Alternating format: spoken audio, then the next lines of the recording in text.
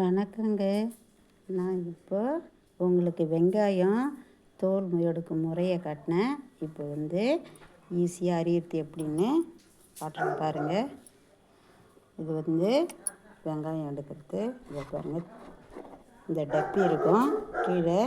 இதை பாருங்கள், இந்த இது இது பாரு, இந்த கோடு மாதிரி இருக்கும். இதை உள்ளார அப்படி தள்ளிடணும். இதை எடுக்கலாம் எல்லாத்தையும்.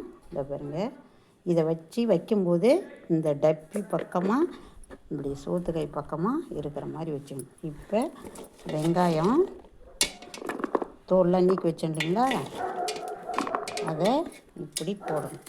போட்டு இப்படியே கூட எடுக்கலாம், ஒன்றும் பிரச்சனை இல்லை. இப்போ நீங்களே இது பாருங்கள், ஒரே பக்கமாக சுத்தம்லாம் தேவை, அது வராது. இப்படின்னா தான் அசைஞ்சால் தான். இதை பாருங்கள், உங்களுக்கே நல்லா தெரியும் உள்ளார எப்படி சுற்றுதுன்னு. எல்லாத்தையும் ஈஸியாக நசுக்கி கொடுக்கும். நசுக்கி கொடுத்த உடனே நம்மளுக்கே ஈஸியாக வரும். அப்புறமேட்டா கொஞ்சம் நசுக்கி அனுப்பிட்டு இப்படி பாருங்கள்.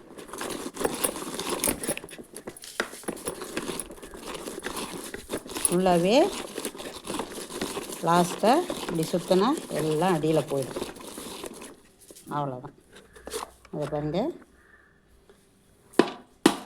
இதுதான் நம்மளுக்கு ஈஸியான முறையில் இது என்னது. இப்போ பாருங்கள், நம்மளுக்கு இவ்வளோ 7 கிலோ வெங்காயம் நேற்று உரிக்கிறது எப்படின்னு தோல் நீக்கி வச்சு தண்ணியில் போட்டதுனால ஈஸியாக நசுங்கும். அந்த தண்ணியில் போட்டு தோல் எடுக்கிறீங்களா, அதனால் சட்டுன்னு பாருங்கள். நம்மளுக்கு வடகம் எடுக்கிறதுக்கு, இதை வடை செய்கிறதுக்கும் இந்த மிஷினால் இது கம்மி ரேட்டு தாங்க. இது 100 ரூபாய் என்னமோ. இதை வாங்கி ஒரு 4 வருஷம் இருக்கும். இது என் ஃப்ரெண்டு ஒருத்தவங்க இது எனக்கு பிறந்த நாளுக்கு இதை எனக்கு பரிசாக கொடுத்தாங்க.